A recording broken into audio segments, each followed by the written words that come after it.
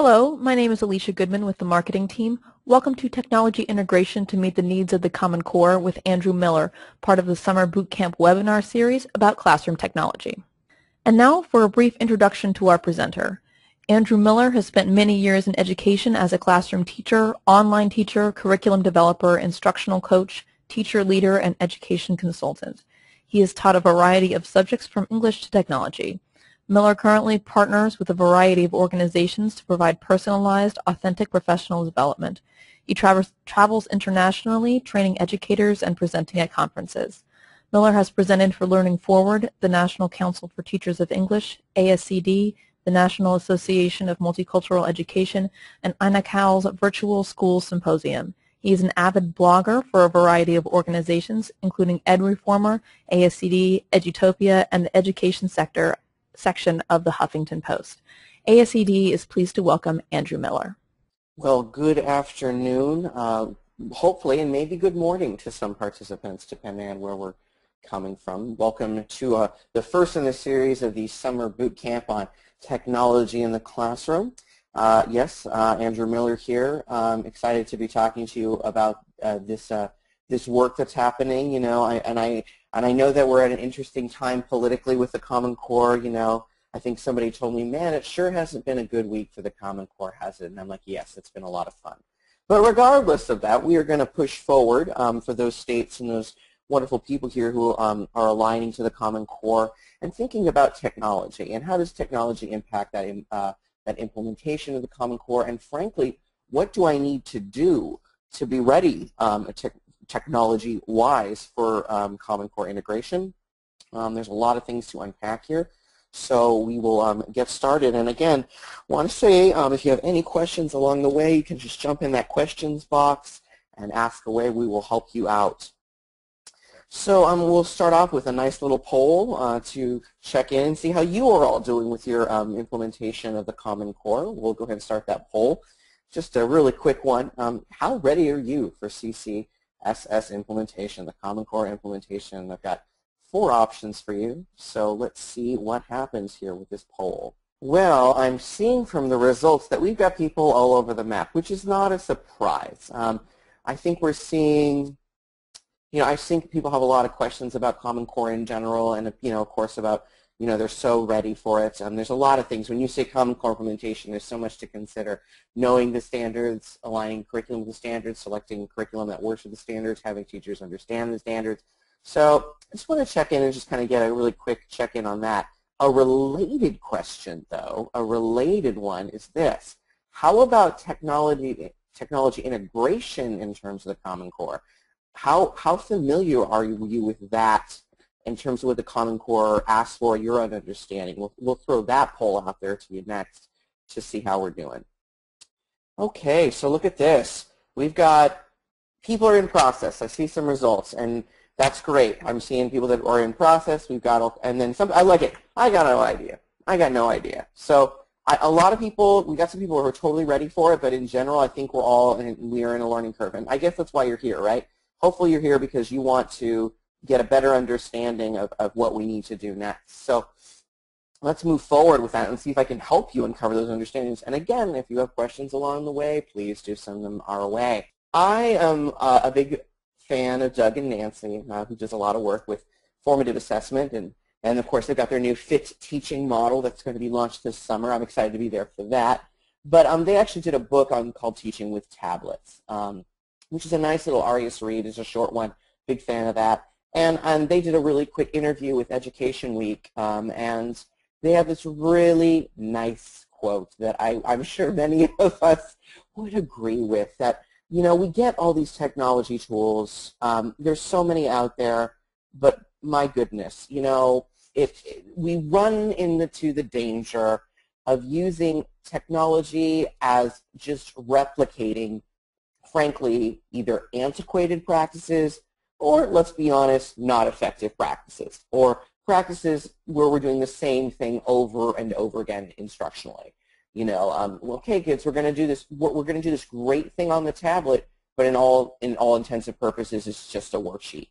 it's just a worksheet for kids. And while there is a time and a place for worksheets, or we might call it drill and practice or the guided practice, etc., if we're doing that all the time, we know we're not meeting the needs of students. And frankly, just adding pretty bells and whistles, as they say, to a bad worksheet, it still makes it a worksheet with pretty bells and whistles. So we need to do better, and we need to look in terms of the Common Core and look, okay, so what types of practices are the Common Core calling for, and how can we use technology to enhance or improve what we would do with those practices? So the key thing is to obviously start with instructional practices, not the technology.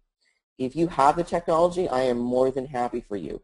But before getting so excited and going, let's get that stuff in the classroom, you need to be thinking about the why. Why are you using it? What instructional practices are you aligning to in terms of the implementation of the technology? So this is a discussion question, and I'd like for you all to submit what your existing thoughts are around these two questions. Even though it's a question place, I'd love to see your answers and have you send them in. Just a couple, and you don't have to answer both. You can answer one or the other, or both if you'd like. It's up to you. But I'd just like to hear some of your comments on the two questions. One, how does the Common Core call for technology integration? And the key word there is how, not does it. It does, but how? What do you already know about technology integration in the Common Core? Like, what are you already thinking about? So I want to give you maybe a minute or two to type up some responses. Again, in the question window, I know it feels a little counterintuitive, and please send that out to us, and I'll share some of what you're saying, and again, draw from the wisdom in the room. So I'm going to give you a minute or two to respond to these questions in the questions box. So let's see here. We've got a few responses coming in, and I'll be happy to share those. One person says that they see it calling for technology integration in terms of research, that the wording access things such as internet or internet tools or digital tools. I agree. So there is a nice, in the literacy area of the Common Core, there is a research, there are some extended research kind of strands in the language, and that's an area. In terms of, somebody says that the technology integration must be intentional. Somebody's saying that around there, that it must be completely intentional, and I agree completely. It's not, we're not doing this randomly, and I think it's like what I said earlier. We want to make sure it's completely intentional and not just using technology for technology's sake, so I totally appreciate that. Another comment says that in math, you might use technology for modeling. And I think what that's referring to is the standard that has to do with specifically creating math models of things, sometimes real-world situations. So you might be using technology for those things as well. And I just want to point out that these are great responses, and we're going to keep moving forward. And if you have questions about that or a comment, please do join in. We're going to take a moment actually now and talk about kind of the how part, that first part of that question about how the Common Core calls for it. And so, what is the documents, all these CCS documents? You have these Appendix A, you've got the actual general document, and it's got this nice little quote here that I'll read to you all. It says, to be ready for college, workforce, and life in a technological society, students need the ability to gather, comprehend, evaluate, synthesize, and report on information and ideas, to conduct original research in order to answer the questions or solve problems, and to analyze and create a high volume and extensive range of print and non-print texts in media forms, old and new, right? So when one of the big components of the Common Core is, of course, the ideas of college career readiness, workforce ready. And with that, they intentionally thought about technology and said, okay, we understand that, but how do we create standards that will do this in a very intentional and, frankly, better way than it's been done? How can we make sure that the technology is aligned to what I enjoy, these skills that you're seeing, these great verbs, and we'll talk about verbs in a minute, like evaluate and synthesize, report, conduct research, again, was already analyzed. And, of course, being able to analyze print sources and non-print sources for effectiveness. We know that we got kids, let's be honest, in the classroom that go, I got this, I'm going to Google it, right? And we know that that's one step and not the end step when it comes to conducting good research. So the Common Core may be specifically calling us to do that type of work, where it's much more aligned to what you might call skill-based or college career readiness.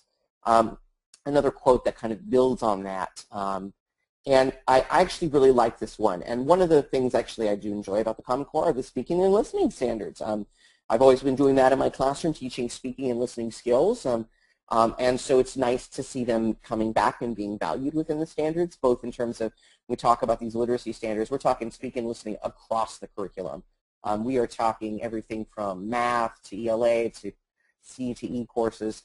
And what this quote kind of builds on is that it says new technologies have broadened and expanded, right, the role that speaking and listening play in acquiring and sharing knowledge. And as in the internet has accelerated the speed at which connections between speaking, listening, reading, and writing can be made, requiring that students be ready to use these modalities nearly simultaneously. As in, when we talk about speaking and listening in our society, technology is a given, right? We're talking text messaging. We're talking what we're doing right now, webinars. We're talking commenting on a blog. We're talking being able to send a quick voicemail somewhere, recording voices. We're talking all these different modalities of reading and writing. Really leverage that and make sure that we are doing this very, very well. And again, I just want to comment, people are starting to build in all these great ideas around these Common Core questions, and I just want to kind of call about this, right?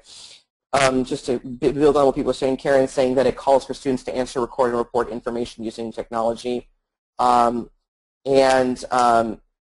then Veronica says we can implement technology in the classroom during the day, and we can ask kids to do some educational activities on the computers to do tests. Yeah, tests like, as we know, the new tests that are going to be highly technology-based, right?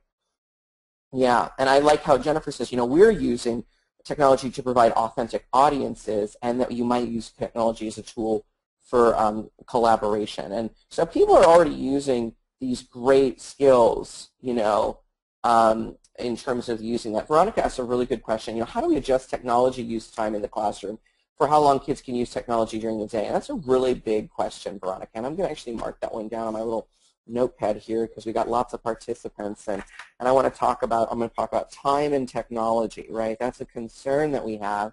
So I'm going to, think about that. How do we do that?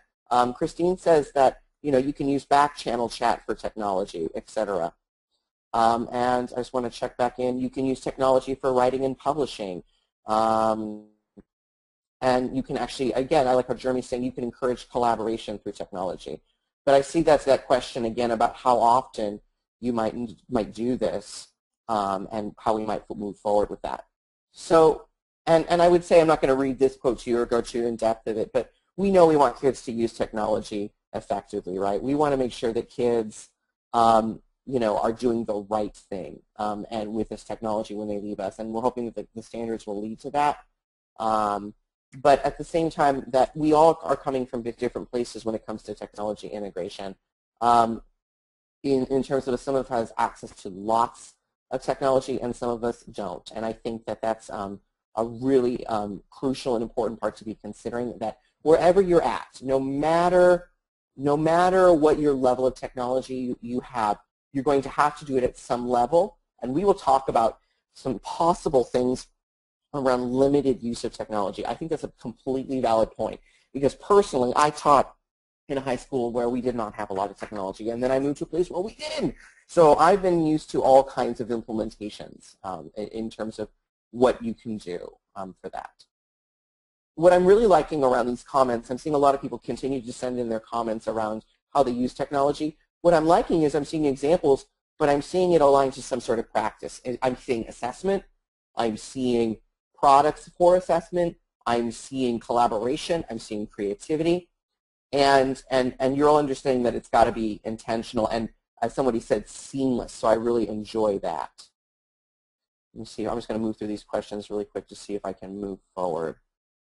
So the other lens that I want to point us to around technology integration, in addition to the Common Core, and how we might go to a standard and think about that, we should also think about technology as a new literacy. Now, it may not be new to all of you, in that sense. It's in the sense that people have been doing technology integration for quite some time. But this is more in terms of technology as a technology literacy standpoint, in the sense that how do we have students navigate digital environments collaboratively, reading and writing nonfiction text? And there's a great book in educational leadership, the ed leadership called and there's an article by KISS called New Literacies in the Common Core, which is again a good resource for you to be thinking about in terms of how might this rethink what we mean by literacy, right? As in literacy when it comes to reading nonfiction and fiction prints in the digital environment. And we'll talk more about how we might rethink that later. As somebody already said, the first thing we have to be thinking about when we talk about the Common Core are these, let's be honest, high-stakes tests that are aligned with it. So these ones obviously are the big kahunas. We're talking about the Smarter Balance or the PARC assessments, and that's fantastic. So we know that these assessments are done digitally. And I know some schools that are piloting this have piloted this last year and that are continuing to pilot next year. But we have to be thinking about, how do we do this and prepare for that. So the first thing is you have to have the infrastructure for these technology-based assessments. I can't help you with that. I'm sorry. I can't solve that problem. I wish I could, do a little magic wand here and make sure that you have the infrastructure. But we have to know that the assessments are going to be technology-based. So we have to be thinking about how are we then using technology seamlessly throughout the time. And I think, Veronica, you asked the question, should we be integrating technology with all our students? And the answer is yes, because all of our students are going to be encountering technology all the time, right? And I think that, and Veronica asked another question around this technology, what if parents disagree to use technology in the classroom, or push back up against that? I think there's a lot of things you need to do that. I think a lot of times parents are against technology because they don't understand why you're using it. So how are you being transparent with parents and saying, this is how we're using it. I'm using it for this purpose.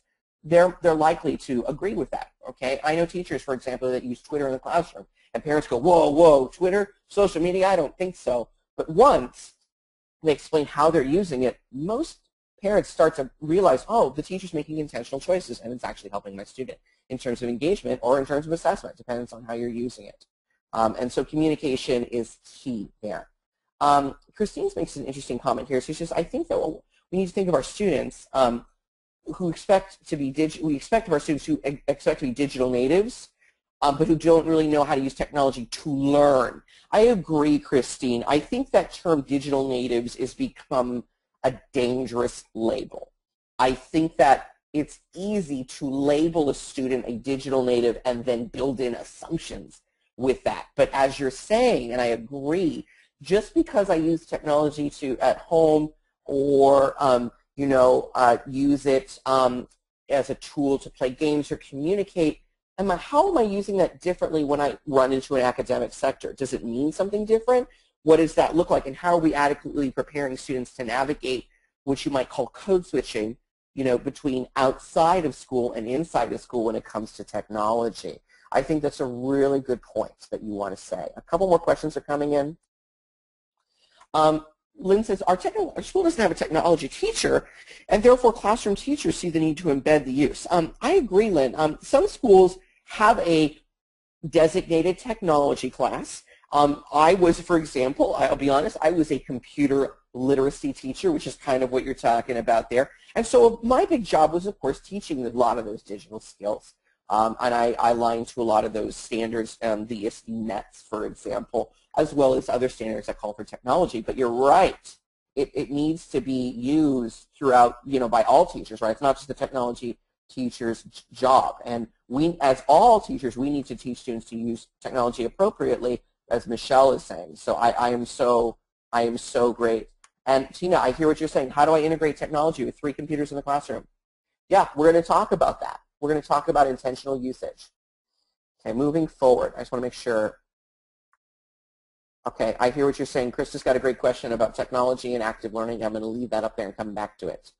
Moving forward.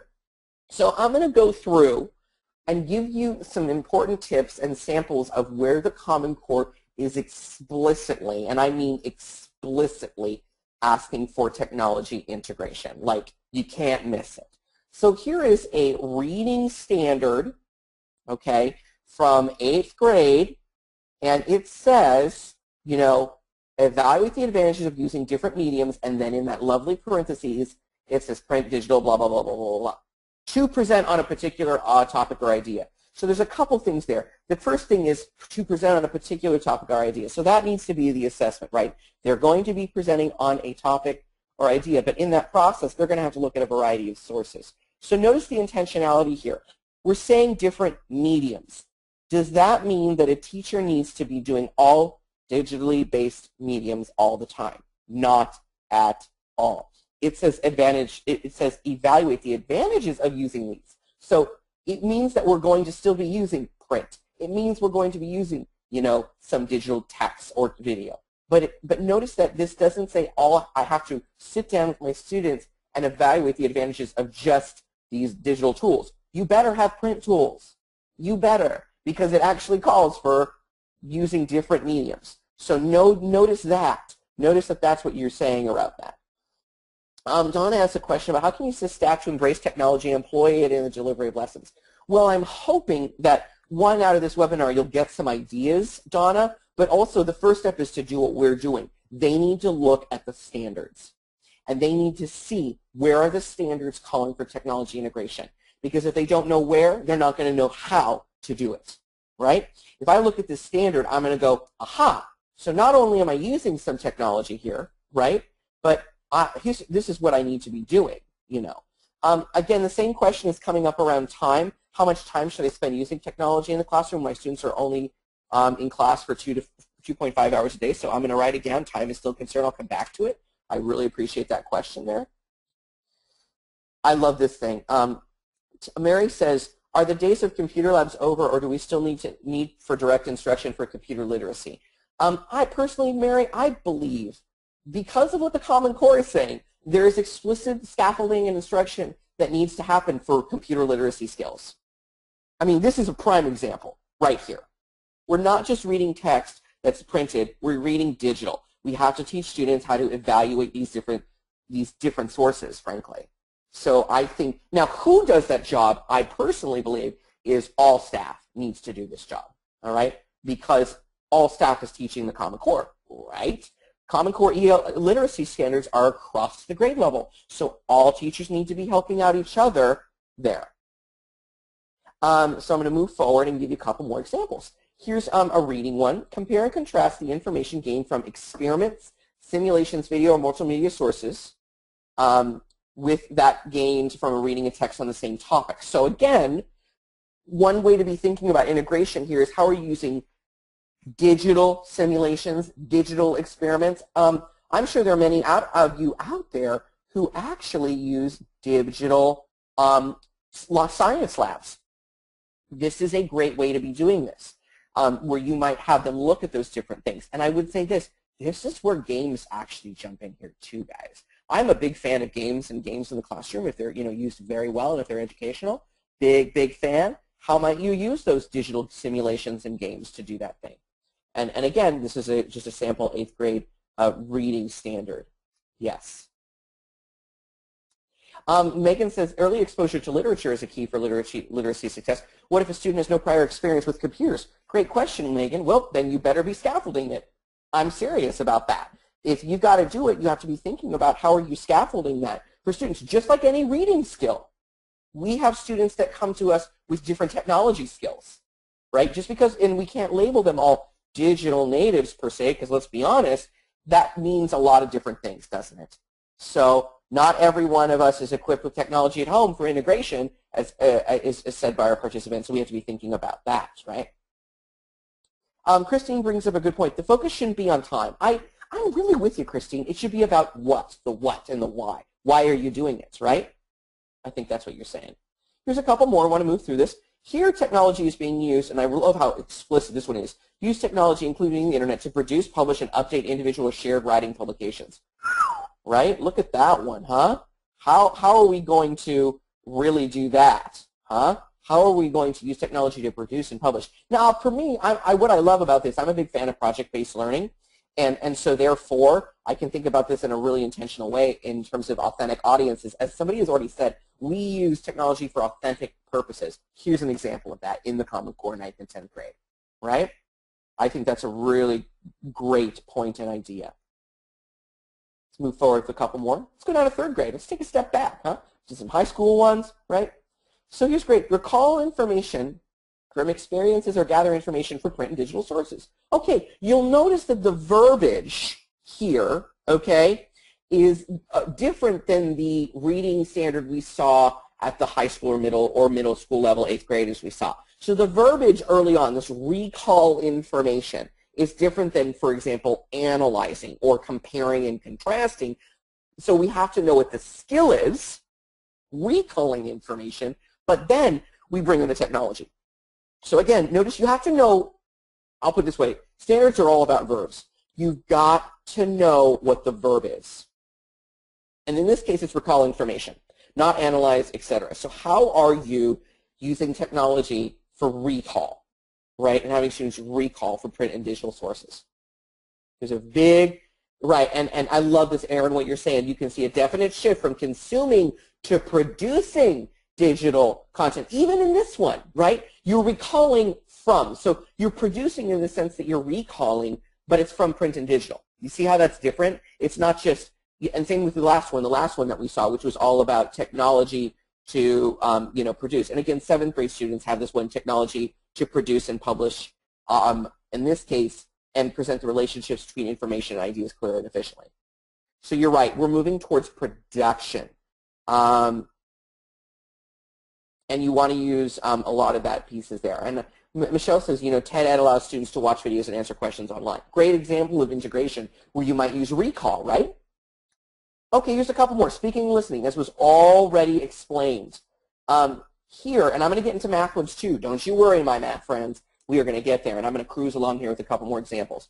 So speaking and listening, make strategic use. Strategic use. How are you teaching strategic use?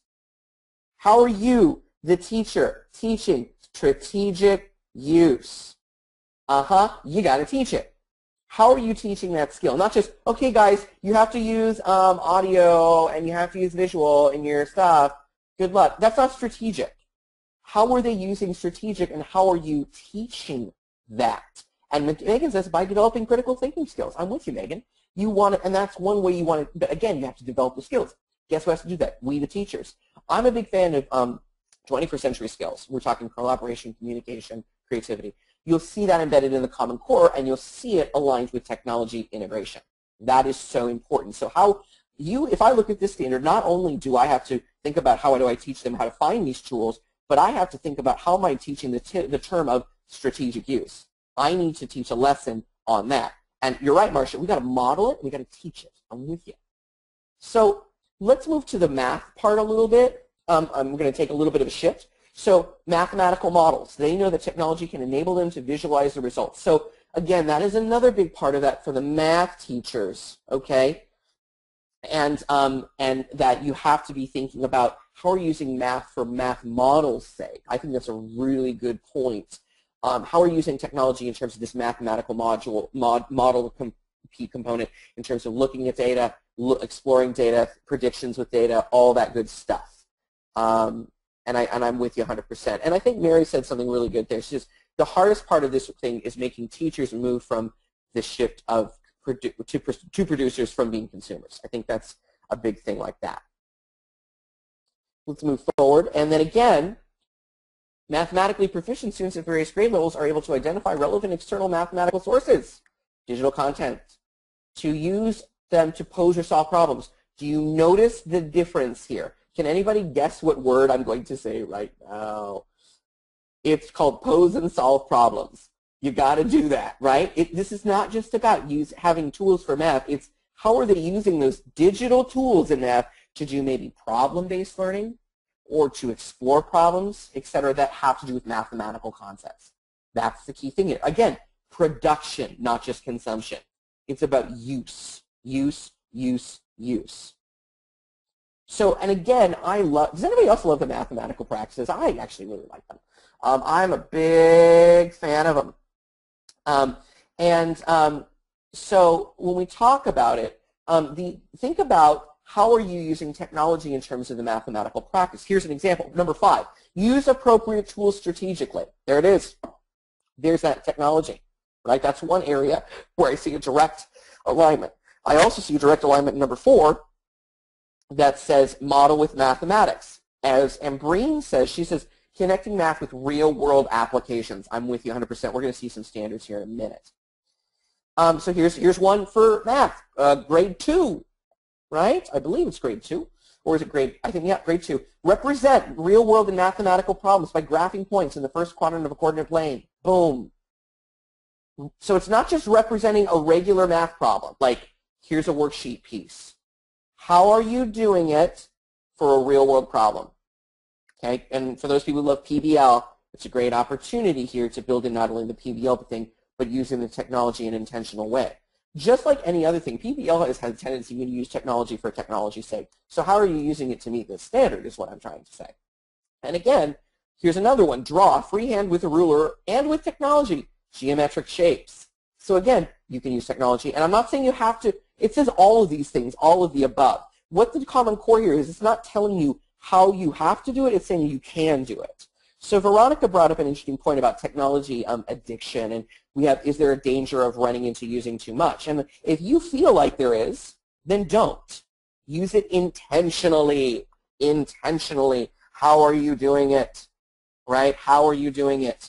And I mean, I'm thinking about my classroom. There are times when I don't use technology because it doesn't make sense to do that. It's all about intention. It's all, I mean, if there was a word of the day for technology integration, it should be intention. Just keep remembering that. I'm going to move forward through some of these slides just for time's sake. And again, they're all on the slide deck, so if you're missing it, you can see it. And again, here we got graph functions using technology, okay? For more complicated cases, there you go. So you've got to know the standard and know what the standard is asking for in terms of technology and Common Core integration, okay? Here's another one in 8th grade, compute using technology and interpret correlation coefficient of a linear fit. Here's another. Anyways, so as we move forward, I'm going to keep moving for time's sake, but I'm going to ask you to share as we move forward about any examples you've seen of great technology integration. Some of you have been saying that already, as in I used Poplet to check for understanding, or I used Glogster as a reflective tool, or I used etc. Okay, and I want to move forward with that. But also, I want to ask you, what non-examples have you seen? Oh my gosh, let's share some of those, right? Where you're like, no, don't ever do that ever again. Veronica says, in my preschool, we use Smartboard, and I would say that's nice. Why? Why are you using Smartboard? What's the purpose behind using the Smartboard instructionally? There's got to be a reason. Donna says, I use it within the context of project-based learning. And I'd like to hear more about what you mean by that. So again, keep sharing out these examples and non-examples, and I'm happy to share what we do. Cecilia says, I use the Smartboard for the sake of, yeah, oh, she's joking with me. She's like saying, use the Smartboard for the sake of using the Smartboard. Yay, as in not really, right? Like we don't want to be doing that. Oh, good Lord Almighty. And same thing, using technology intentionally is important. And it's important to use for many modalities of learning, right? I think that's important. Donna says, I use it where they can use technology to develop an idea and construct a solution to a problem. And Breen says, sometimes I use technology as the text because sometimes kids get more interested in the tech rather than reading the book. Some people use Google Docs for collaborative work, commenting, and student feedback. Very nice. I've had students use VoiceThread. That's very nice. So there's people using create infographics in a statistics class. Sounds like you're using that as an assessment tool. Very nice. So the key thing is when you're thinking about technology, just like anything else in the classroom, begin with the end in mind. I'm sure we have Wiggins and McTighe people in here that would agree with me on this one or understand what I'm talking about. And again, it comes from Covey's work from way back when. We got to be thinking about that. So beginning with the end in mind, the first question you should ask yourself when you're thinking about teaching technology literacy, if we're talking about that, is, well, what technology-based skills you want students to have when they graduate? You've got to be thinking about that. Mary says she's seen a non-example where teachers use iPads as a tool just like a pencil. Where as in they use it when they need it. It's like we're not just giving them the iPad. We're using it as a tool. I think that's a really good point. Fatima says we use it for interactive math games as a scaffolding tool. Very nice.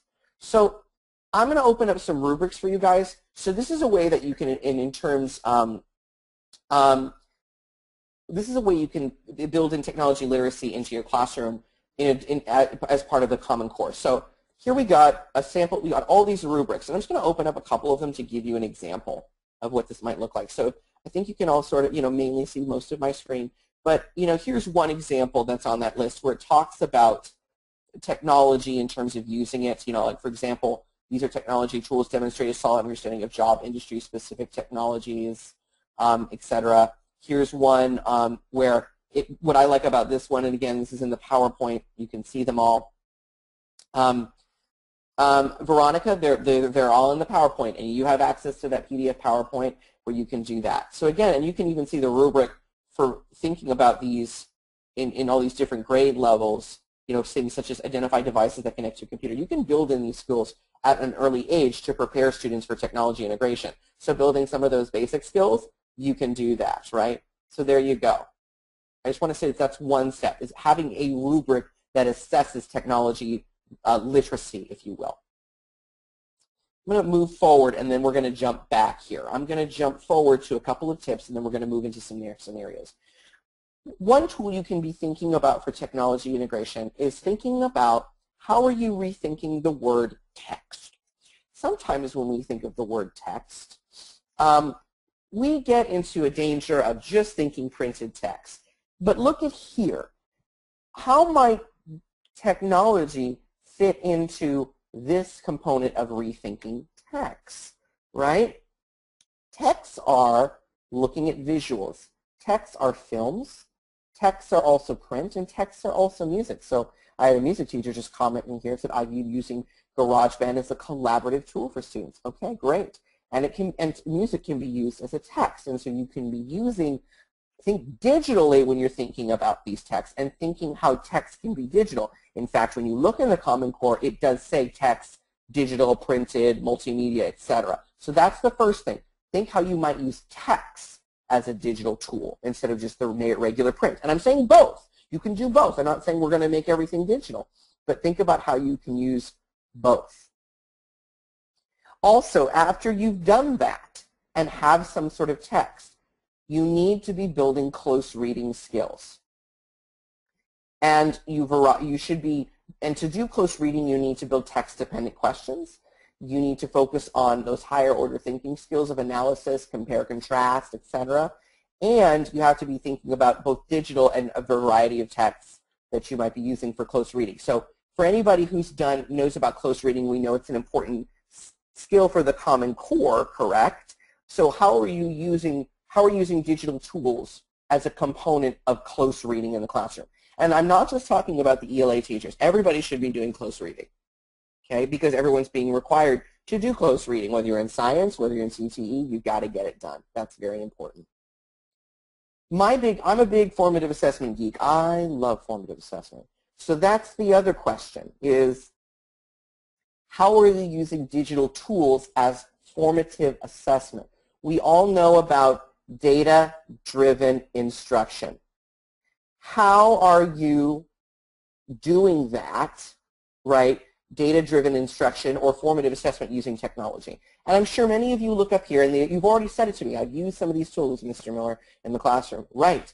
You better be using them for formative assessment tools. So you'll notice the intention. We're not just using technology because it's fun. We're using it because then the teacher can look at this and refine their practice and plan and, quote unquote, feed forward, as it's said in the literature. How are you using technology as formative assessment tools? For example, somebody said back channeling. You might use today's meet, right? What a great formative assessment of a unit to see who's participating, what they know, what they don't know, what questions they have. As you're doing that lesson, you've got to be using digital tools as formative assessment tools. In addition, you can also use digital tools as summative assessment tools. So this is where project-based learning can fit in. Whenever you're designing project-based learning, you end with some sort of culminating piece that's digital, and often there's voice and choice. So we know that it's great when we give students choice in how they show their learning. We know that that learning works, doesn't it? So why aren't we providing digital choices to students? So here's where you get into this limited piece here.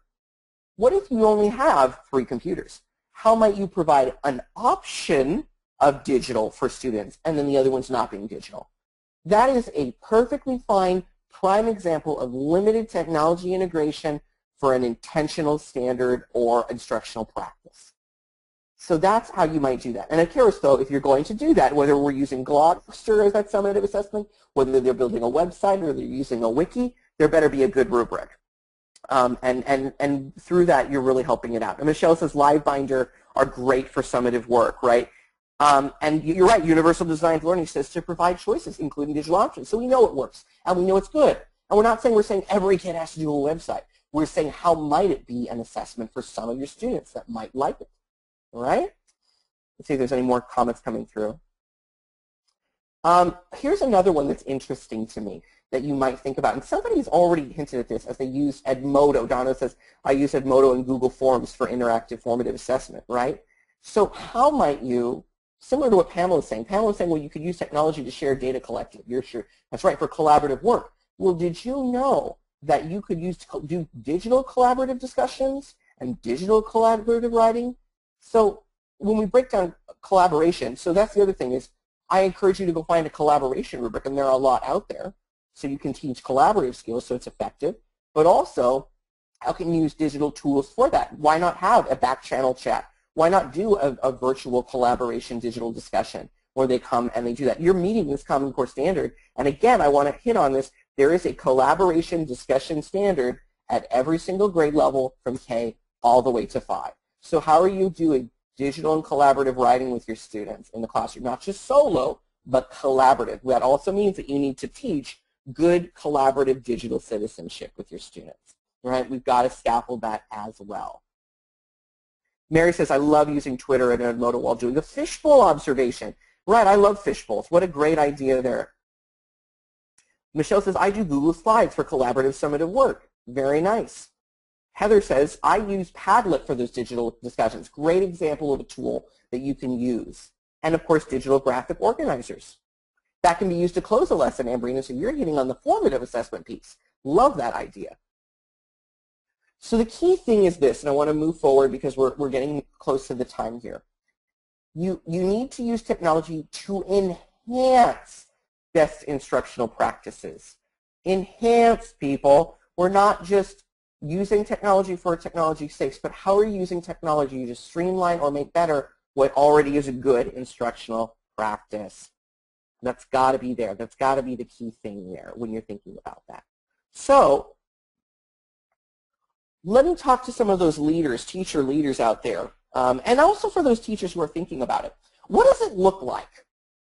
What a great question. What does it look like? What does it look like? Whether you're an instructional coach, whether you're a teacher, whether you're a great instructional leader, principal who goes into the classroom and helps our teachers out, what does it look like? Well, you got to know. So one of my favorite tools is the technology integration matrix, and the web address again is right there, and it's going to be sent out in the PowerPoint slide. And I want to walk you to this tool because it's a very helpful tool. And it breaks technology integration down to these, which you might call 5 tenets of technology integration, that it must be active, collaborative, constructive, authentic, and goal-oriented. And for anybody who reads this as an education person, you would probably agree, I totally want that for my kids. I want them to use technology in these ways. And Seraphine is saying, yes, it should be seamless. And when you're doing it this way, it's intentional and seamless in the classroom. I believe firmly that when we start doing more technology integration, it's not even going to be a topic anymore. It's going to disappear in terms of, it's going to disappear and become seamless in our classrooms as we become more digitally infused, if you will, where it's just going to be natural, right? So let me open up this lovely tool for you and open up just this thing. So the technology integration matrix, you can see here, and it's done by the Florida Center for Instructional Technology, and it's from the College of Education and the University of South Florida. It's open source and you can go see it. And what you can do is, and I really like this, is it breaks it down into the tenets that I mentioned, and it breaks it down into the levels from entry level to transformational. Now here's the thing, we're not saying that everything you do is going to be transformational in terms of technology, but it's good to know where you're at and how you might get better, right? So anybody who might be coaching or coaching themselves and reflecting can think about, okay, so I want to do more active learning. And somebody asked about this, how do I balance active learning and technology integration? Well, here it says students are actively engaged in using technology as a tool rather than passively receiving information from the technology. Again, producer rather than consumer. And it breaks it down into our entry level to transformational. Love that, right? Really cool tool. And so, for example, let's say I read this. I read adaptation. And I'm like, I feel like that's where I'm at. I feel like I'm facilitating students in exploring and independently using technical tools. I can click more and see a little bit more about what that means.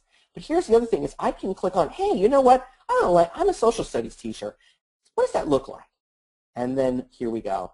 And now I'm going to have a sample video of what it looks like. It even explains the lesson, the nets, and the materials needed for it, and the grade level of what it is. And so you can take that lesson and modify or even just learn from it what that might look like in terms of adaptation. So in terms of adaptation and active learning. And so it's got them for all of them. So like if I wanted to work on authentic learning and see what does authentic learning look like, up here in a math classroom, authentic transformational learning. Well, here talks about video game design. There was an article that came out recently about that as a project-based learning component, and it breaks it down what tools you need in terms of that, and it talks about algebraic reasoning to create video games. So again, this is just one sample tool you might use either as a reflective teacher to integrate technology and how you might do it in a way that is just good learning aligned to the standards. Just good learning. Going to move forward here. So I did a couple blogs related to that just to point out some resources to you and just to kind of push forward. I did a couple of blogs about, one with Ann Cunningham Morris, partner in crime there at ASCD, about tips to relieve your Common Core pain points, some natural things you're probably thinking about. And then I did an interesting one around personalization of assessments and flexible time. These are both found on the ASCD in-service site. They might help you later when you think around, because personalization is another area of digital technology integration that you might be interested in looking at when we're talking about personalized learning and what does that really mean. And I talk about that in terms of assessments. So you might be thinking about that. So the key thing is this. You need to be thinking about, first, what is the standard calling for? What is it asking for? Look at the verbs and look at how the technology is embedded in the standard.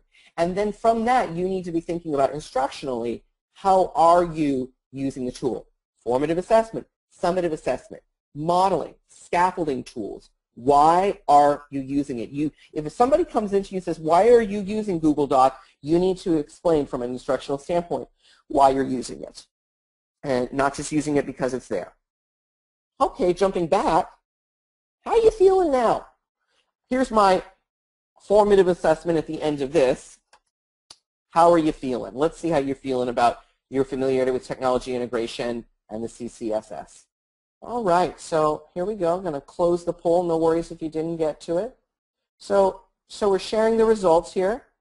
It looks like most of you are still in process, and that's good because, to be honest, the percentage moves, right? We were at a lot of questions, so okay, I'm feeling a little bit better now, Andrew. I'm not feeling too crazy. And some of you even feel a little bit more ready than where you were, so I'm glad that you feel at least a little bit more ready. That being said, I want to open it up to some individual questions and jump back to some questions that you had. So, Krista, back to your question about how do you best balance tech integration with active learning in pre-K. Well, that's the thing. Go back to the technology integration and look at what active learning looks like, and they give you some examples. So you can use it as a tool. Maybe it's a choice. Maybe it's a tool for formative assessment for active learning. Maybe it's a tool as a summative assessment.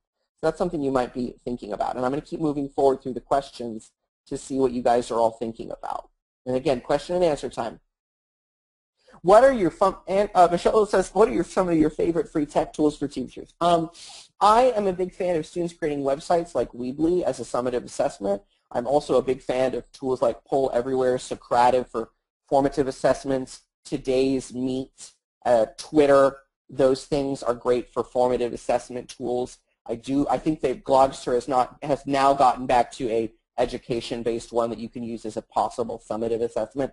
I do like digital videos as a way to scaffold content learning and skills, whether those are Khan Academy, videos, etc. Thinking about how those might push out content. I'm also a big fan of a lot of the games, digital games out there. Some of them are paid by Filament Games. Some of them are iCivics games that are really good. Discovery Education has got a lot of great digital tools out there that you can use. And Discovery Education, thank you, Suzanne, has a tool called Board Builder, which is similar for Glogster. So I think that's a great tool there. Kia says, what strategies would you recommend for kinder first or second grade class? Great piece. I would use them as a text for learning, like a video, having some sort of text-dependent question, and have them sharing out their learning. Again, that might be not necessarily in a paper form, but it might be speaking and listening form. I also recommend using digital tools for the speaking and listening standards. For example, I've seen a lot of great iMovies created where students are doing mini presentations. And again, where they have physical paper, it may look like a board for a typical science fair per se, but they're digital tools for speaking and listening. I think those are two areas that you can easily do where it's a speaking and listening assessment tool, and it's also a close reading tool. I think those are great ways at the younger ages to integrate technology. Again, if you have questions, keep sending them right on in. I've got about a couple more minutes. I want to give you my contact information so that you feel free to email me. You can follow me on Twitter. Just so you know, I don't tweet out silly things. It is my own personal PLN, so I tweet out blogs either that I've written or seen or that I subscribe to. And again, my website has some of the blogs that I've written on technology as well as other related things. And there's my email as well, so if you have questions, specific questions or thinking about implementation questions, I'm happy to answer your questions about that. But again, let's just summarize. The big thing is knowing why you're using the tool in the first place. One, how is the Common Core asking for it? And then, what instructional practice are you using it for? For example, if the thing calls for recalling, how might you use it for a summative, a formative assessment tool? It's got to be about instructional practices. And as I said, it's got to be about enhancing the instructional practice in the classroom. Andrew Miller is part of the ASCD faculty. ASC faculty members are experts in their fields with years of experience in assisting schools in improvement planning. The faculty can also work with you to tailor a professional development program to your exact needs. For more information about ASCD professional learning services, go to ascd.org/PLS or email programteam@ascd.org for a free consultation.